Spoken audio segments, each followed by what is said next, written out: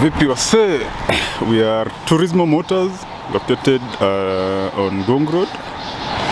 Today I want to show you something which confuses a lot of people.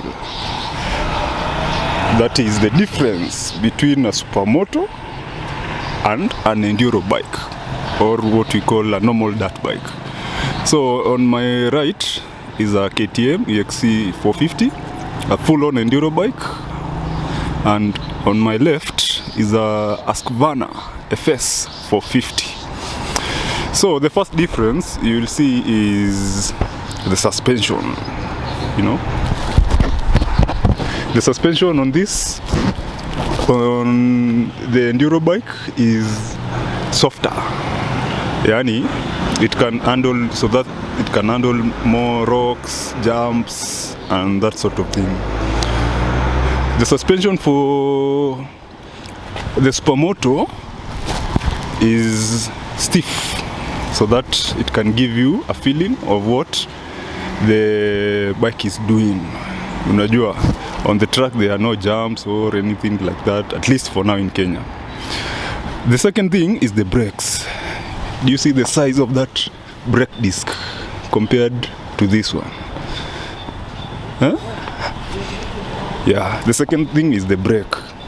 Now, off-roading you don't brake so much, but on the track you have to brake like there's no tomorrow. Also, you can see the caliper. Look at the size of that caliper and look at the size of this caliper. Yeah. The other thing is the master cylinder. If you look at this master cylinder, it is not made for heavy braking, but this one is made for heavy braking.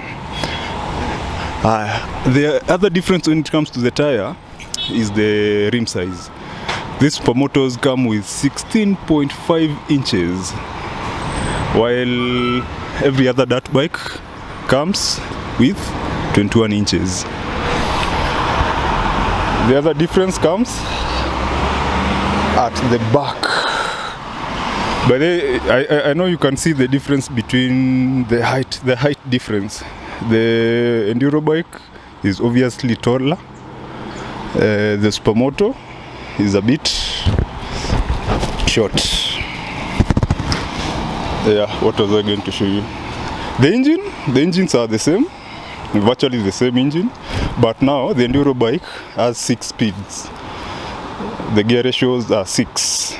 While with the Supermoto, it has only 5 speed, so that you can accelerate quickly.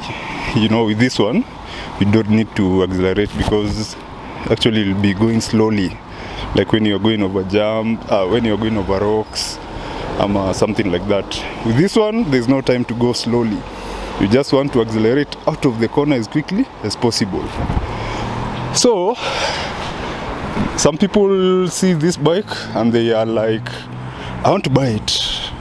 Then the Supermoto, that is. Then you ask him, what are you going to do with it? I want to be going to work with it. And you see, that there is a problem. That's why I'm making this video, because now this bike is a full-on race bike. You cannot commute with it daily. Why, you may ask? First of all, with these bikes, you change the oil every 10 hours. Yes, every 10 hours you change the oil and the oil filter. So if, let's say, you commute half an hour in the morning and half an hour in the evening, that's 1 hour already. So in 10 days, you are changing the oil and the oil filter. That is, the oil will be even the least of your worries. When you come to the tires, these tires are full-on race tires.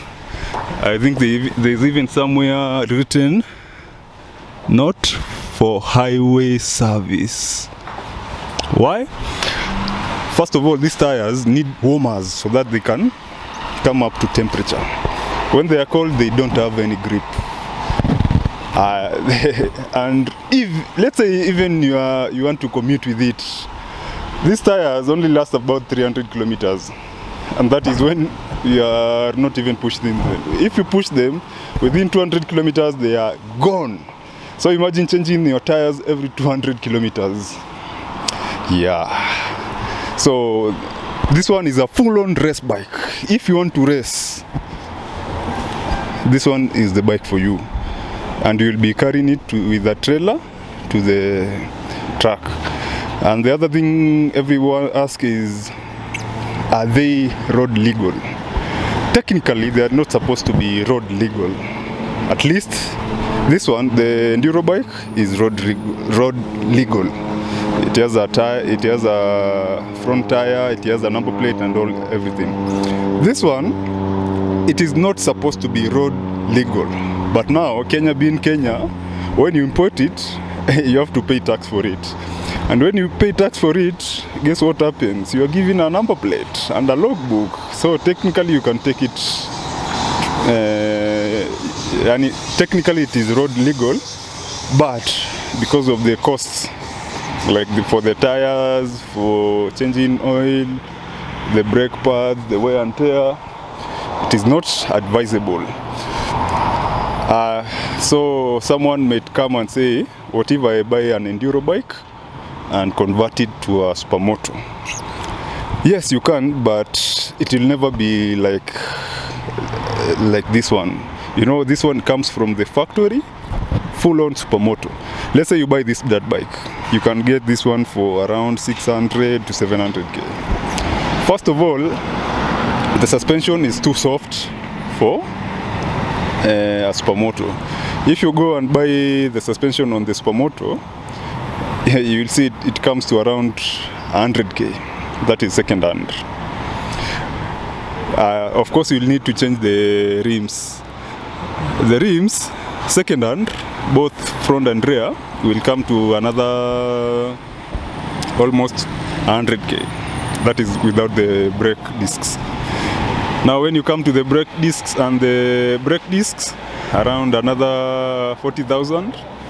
When you come to that master cylinder, that M40, I don't know if it is an M40 Brembo master cylinder and caliper, you are looking at around another 50, 60k.